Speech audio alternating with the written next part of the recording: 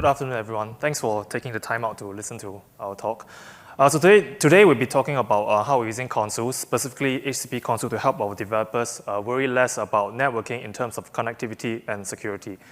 We have a pre-recorded demo at the end to see how we got this working, and we will link you to an open source Terraform repository where we have everything that we've used to set up what we're going to demonstrate at the end. So let's get started. Yeah, so who are we? Niro and I are both from SPH Media. We are the publisher of the 5 main broadsheet newspapers in Singapore. Oh, what happened to the screen? In both print and digital form. We also have several radio stations and publish some lifestyle magazines. We have a decent advertising footprint in Singapore in both print, digital, and physical form. Physical meaning like the billboards at shopping malls. We have been around for more than 150 years, and our goal is to be the trusted news source on Singapore and Asia. So Niro and I are part of the cloud platform engineering team at SPH Media, where we take care of managing the infrastructure layer on these 3 main cloud providers that we use, AWS, GCP, and Alibaba Cloud. On top of that, we manage and run common services like Terraform Cloud, HCP Consul, HCP Vault, GitHub, and others. Right, so for these services, we provide reusable code assets to aid in their usage, such as Terraform modules in our private registry, GitHub Actions, templates repos, and code snippets. Right, so our goal is to make all these platforms as self-serviceable as possible. For example, if you want to go and create an AWS account, you can just submit a pull request to our account request repository, right? Go through the entire CI/CD, get it checked, reviewed. Once it's merged in, an entire automated process will kick off to basically create the AWS account for you. All these are in service of the applications we run on top of all the platforms that we manage, right? So these 3 are the 3 main newspapers that we have among the 5 that I mentioned earlier. So what are we trying to do here? The context today will be primarily about running things on AWS using Kubernetes, specifically Elastic Kubernetes Service, or EKS. We'll be using HCP Consul and HCP Vault to demonstrate what we have built so far. We are not using anything special on AWS or EKS, so in theory, you can make use of what we're talking about to build this on GCP and other cloud providers if you want to. So we are talking about networking. I have to show this comic first, right, where networking is always very difficult to talk about and reason about. So ultimately, our goal is to be able to help our developers not have to worry about it and figure this out at the platform level for them. So this is the current state of affairs. We have this massive hub and spoke spiderweb network of VPCs in our AWS environment. At the bottom left, we have the on-premise data center, which is hosting things like our printing press and other legacy applications that are still on-premise. Connection through to the cloud is via AWS Direct Connect into a transit gateway network that we host in a hub VPC. Right, so that you can see around there, all the blue VPCs are all the other AWS accounts that we have attached to the transit gateway network. So what are the problems that we have?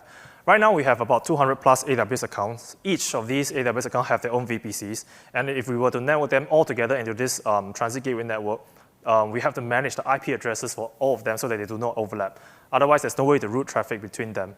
Right? And the 10.0/8 space is not that big. And we have a massive spreadsheet where we take note of where which VPC is using what IP address. It's also quite difficult to tell who can talk to what. Imagine you have one VPC and you want to manage connection to and from 199 other VPCs. You can imagine how difficult it is to manage the security group rules in that context. It's even made worse when the IP address ranges of the other VPC networks are not contiguous or are differently sized. Right, so this is not a very good scenario to be in. Ooh, what's going on? Sorry. Yeah, so this is a laundry list of what we are looking out for in a solution in no specific order, right? So the 2 points I want to point your attention to is multi-tenancy. We want to be able to deploy something that works once and can serve multiple tenants without having to manage hundreds of separate installations. We also want to be able to route traffic through overlapping CIDRs, right? So these are the 2 main things I would like to focus your attention on. So how does it look like in the future? So in theory, we want to have a future isolated state where each VPC are not connected together by default, and we only establish connection when necessary, right? But we still need to worry about how services between VPCs communicate with each other. How do we allow the on-premise data center to communicate to AWS and vice versa? And how do we connect HCP services to our AWS VPCs without going through the public internet? right? So turns out that we cannot actually physically cut the proverbial cables between each of the VPCs. We just have to use different networking constructs to achieve what we want to do. So as I've stated earlier, we'll be using Consul to try to achieve this. We'll be talking about how we use Consul to route traffic between VPCs, and we'll not really be talking about how it handles traffic within a VPC. So these are the two use cases that we'll be primarily focusing on. The first is how do we secure service-to-service communication between services in different VPCs, right? So these VPCs can be in different AWS accounts. These two VPCs might have overlapping CIDR. And the second use case that we'll be looking at is how is a more specialized use case of the first one, where we want to connect HCP Vault to our databases for the purposes of database secrets engine. Right, so imagine you have RDS database in a VPC subnet that has an overlapping CIDR with something else. Right? How do you know, how does Vault know which RDS to connect to? So as I said earlier, we'll be using HCP Consul to host the control plane for us. HCP Consul helps us to not have to worry about maintaining the control plane, and it helps us to upgrade the Consul the cluster as and when necessary. Right, so it's a massive operational burden lifted off our shoulders. HCP Consul also gives us some enterprise-only features that are helpful to our setup. So the way that we achieve multi-tenancy with Consul is using admin partitions. Right, so admin partitions exist as a level below the cluster and above namespaces. Admin partitions have several isolation properties that help us achieve multi-tenancy. For example, you can have overlapping CIDRs between each admin partition. Each admin partition also have their own sets of defaults and settings that do not interfere with each other. Service-to-service communication across admin partitions are also not allowed by default unless you export the service from one admin partition to another. Right, so the way that we bridge traffic between admin partitions is using mesh gateways. Mesh gateways can handle routing traffic across networks with overlapping CIDRs. So we'll be working with this following assumption for the rest of the slides. One VPC per AWS account, and one admin partition per AWS account, so to a one-to-one-to-one relationship. So we're back to this modified version of this spider web, where there's a difference here, where you can see that we have added two different types of subnets and a private NAT gateway. Right, so ultimately, we still need to have a way for traffic between admin partitions to flow together. I mean, one way to do this easily would be just send them through the internet, right? But that's quite unsatisfactory for two main reasons. First, we don't really want to pay the egress cost of AWS into the internet, and there's no network guarantees about how traffic is routed through the public internet. So ideally, you want to keep everything within AWS. So we're back to this network with the private NAT gateway. Right, so the two types of subnets, as I was talking about, are the red non-routable subnets and the blue routable subnets. I'll explain more how we use route tables to basically send traffic from one type of subnet to the other in the later slides. So this is the high-level overview about how you can choose IP addresses for your subnets. Right, in summary, only the non-routable subnets can overlap with each other. Everything else cannot have overlapping CIDRs.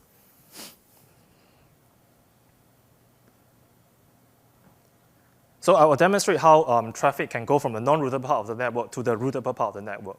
So imagine you have something in the non-routable part of the network that wants to access HCP Vault, for example. Right, so the traffic will flow from the non-routable subnet to the private NAT gateway. At the private NAT gateway, the gateway will perform source address translation to that of the IP address of the private NAT gateway. Right, so the private NAT gateway will get its IP address from the routable subnet range, and then the traffic will go to Vault, for example, and then there will be return traffic back from Vault. When the return traffic goes back to the private NAT gateway, the private NAT gateway knows that who to forward to for the return traffic. In this setup, there's no way for anything in the routable part of the network to open a connection back into the non-routable part of the network.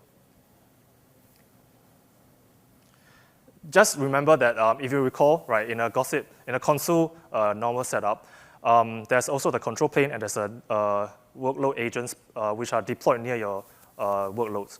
Right? In our scenario, we want to deploy workloads at the non-routable part of the network, which is at the red color part here. Right, so the first requirement usually is that all Consul clients must be able to connect to the control plane. Right, so if you put your Consul clients and a workload at the non-routable part of the network, no problem reaching the control plane.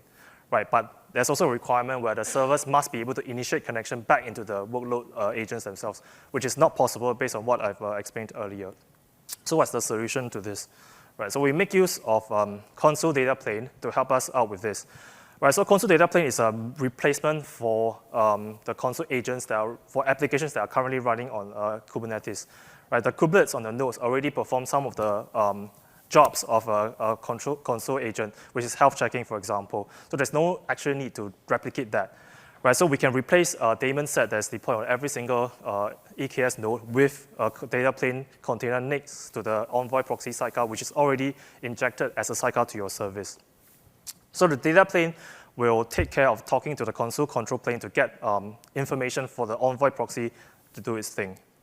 Right, so now we have fewer networking requirements. The workload needs to be able to reach the control plane, but not the other way around. And it's no longer a need to deploy a daemon set across all your nodes. Right, so this enables us to deploy applications on Fargate, for example, where there's no way to deploy a daemon set pod in the first place. There's also no need to, because the Consul agent pods usually require a host pod, which is not allowed on Fargate, so that has removed that requirement as well. It's also easier to upgrade your control plane independently from your workload because there's no longer a need to sync your Consul agent pods version with the Consul control plane. So this is a very complicated diagram of our setup, which I'll zoom into individual parts later on to explain what we've built here. Right, so as you can see, there's the blue routable part of the network and the red non-routable part of the network. I've also added in the green part, which is the public subnets, just to demonstrate that in this setup, we can still access the public internet from our networks. So the first part at the top of our diagram is a VPC IP address manager. This is a perfectly optional component that you may want to use or not use. Right, so the whole point of this component is to issue IP addresses to your VPC subnets. Right, we don't really want to use a spreadsheet to assign IP addresses anymore, so we went for this. Right, the table at the bottom right is where we have allocated the IP address ranges for our routable part and non-routable part of the network. Right, so the non-routable part of the network is the 10.0/9 range, right, which you can reuse however many times you want in all your VPCs. And the top part, the blue row, is the one that's managed by IPAM.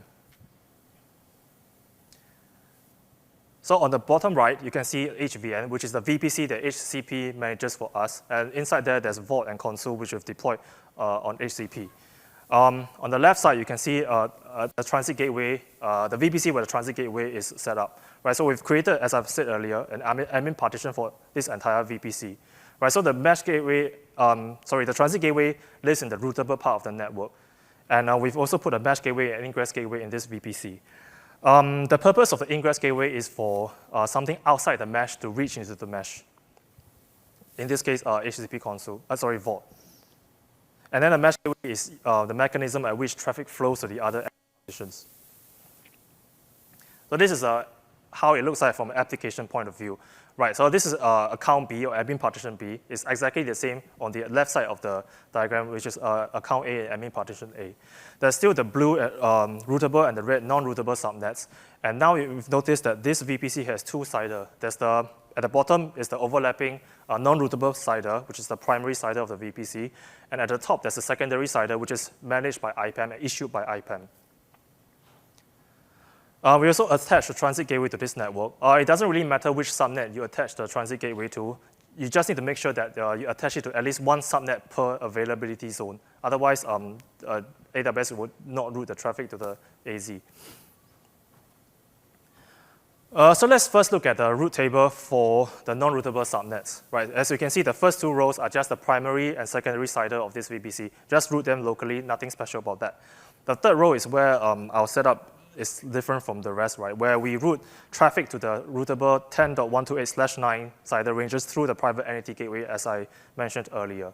The final row is simply just sending everything else to the public NAT gateway to the internet. It's the same picture for the routable subnet as well, where the second and third row are just local traffic, and the first row is everything else to the internet. The difference is in the fourth row, where instead of sending it through the private NAT gateway in the routable subnets, we send them through the transit gateway to the rest of the network. So how does traffic flow between services to services? Right, so now we have left side is one admin partition, right side is another admin partition. Both of the red color subnets have overlapping CIDR in the 10.0/16 range. right? So imagine we have a service in A that wants to talk to B. How would that work, right? So this is how the traffic will flow from A to B, right? So first, service A would connect to its local envoy proxy, which will then route the traffic to the local mesh gateway. Right, the mesh gateway will forward the traffic to the mesh gateway in admin partition B, which will then distribute load balance it according to how many replicas there are in admin partition B. So fairly straightforward. There's a bit more setup to do, but Niro will talk about that later on. It's a similar picture for how we can connect Vault through this entire setup through the RDS database. So right now, I want to connect Vault secrets and database secrets engine to an RDS in admin partition A, which is on the top left side. Right, so this is how the network traffic will flow. So Vault will connect to the ingress gateway in the admin partition at the bottom, and the ingress gateway will forward the traffic to the mesh gateway in the same admin partition. The mesh gateway will then forward the traffic to the mesh gateway through the transit gateway network to admin partition A. And because RDS is not a service that is part of the mesh, right, we have to use the terminating gateway to forward the traffic to it eventually. So now Niro will talk about how we actually get this to work in our setup. Thank you, Yong. Our first use case is service-to-service communication.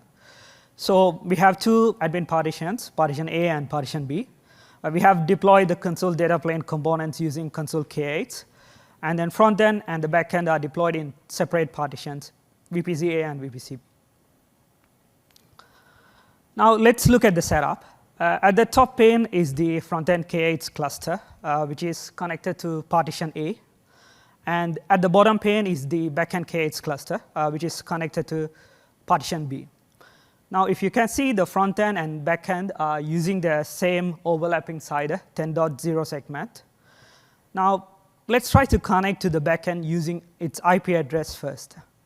Right? So if we configure the front-end pod to connect to the backend using its own IP address, let's go into the front-end pod and try to access the application. So here I'm doing a curl request to the backend, and then we are able to see it's getting timeout. Because since both of them are in the overlapping CIDR, it's not routable. As you can see, in the fake service example, the front-end and backend is not able to connect each other. Now, in order to make this setup work, we need to route the traffic via the console mesh gateway. So in order to do that, we have to add certain console config entries.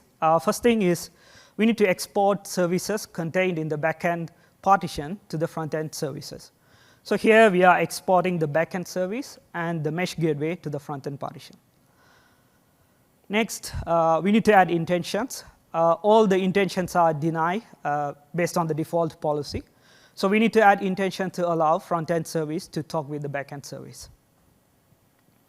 And we need to have the service defaults at front-end to send the outbound traffic via the local mesh gateway. So here we have defined the mesh gateway mode as local. And the last thing, since we are running on EKS, which doesn't support transparent proxy, we need to add explicit upstream pod annotations as shown here.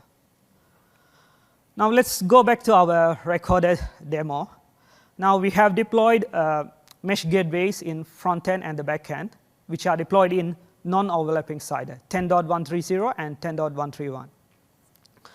Now, first thing, let's try to connect to the backend using via the local mesh gateway. You can see the upstream URL changed to localhost now. Well, let's try to tail the logs at the backend, and then we go into the front-end pod and then try to access the application. Since we are now routing the traffic via the mesh gateway, we are able to see a 200 response from the backend. And we are able to see the logs coming in the backend pods as well.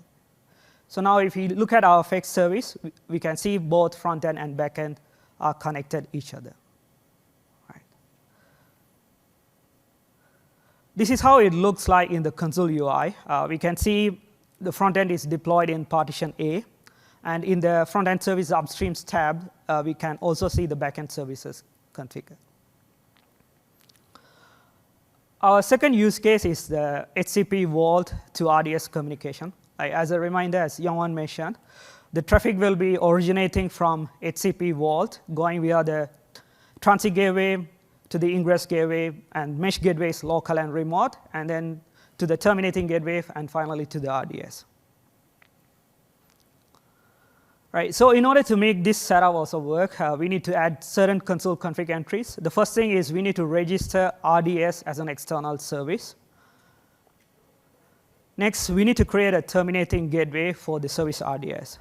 The important thing is the terminating gateway role must have the service write permission to the RDS service. Next, we create an ingress gateway for the RDS service with TCP listeners. And then we need to add intention to allow ingress gateway talk to the RDS service. Right. As you can see, our RDS is deployed in non-routable CIDR 10.0 segment, and we have deployed our ingress gateway in the routable CIDR 10.130. Now let's try to create a database secrets engine. And then let's try to create a database connection. So I'm selecting Postgres database plugin, giving a connection name. First, we will try to connect using the RDS DNS name itself, which is deployed in a non-routable CIDR. So if we try to create the database connection first, since it's in non-routable CIDR, it will be timing out.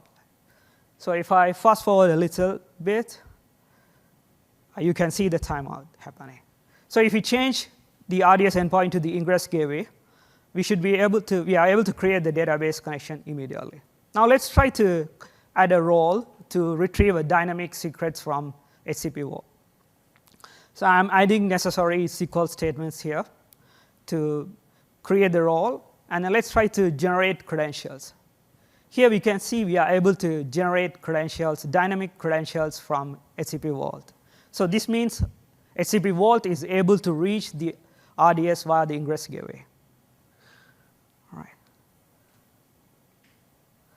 Now, what's next?